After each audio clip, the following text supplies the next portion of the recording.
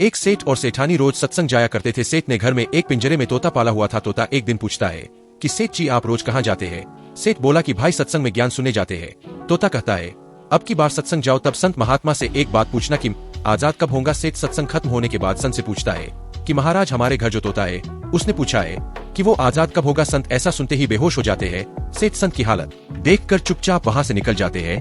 घर आते ही तोता सेठ से पूछता है कि सेठ जी संत ने क्या कहा? सेठ कहते हैं कि तेरी किस्मत ही खराब है, तेरी आजादी की पूछते ही वो बेहोश हो गए। तोता कहता है कोई बात नहीं सेठ जी, मैं सब समझ गया। दूसरे दिन सेठ जी सत्संग में जाने लगते हैं। तब तोता पिंजरे में जानबूझकर बेहोश होकर गिर जाता है। सेठ उसे मरा हुआ मानकर जैसे ही उसे पिंजरे से बाहर निकालते हैं तो वो उड़ जाता है। सत्संग जाते ही संत सेठ जी से पूछते हैं कि कल आप उस तोते के बारे में पूछ रहे थे ना, अब वो कहाँ है? सेठ जी कहते हैं हाँ महाराज, मैंने देखा कि वो मर गया है, इसलिए मैंने उसे जैसे ही बाहर निकाला तो वो उड़ गया। तब संत बोला देखो तुम इतने समय से सत्संग सुनकर भी आज तक सांसारिक मोहमाया के पिंजरे में फंसे हुए हो, और एक वो तोता है जो बिना सत्संग में आए मेरा एक इशारा समझकर आजाद हो गया।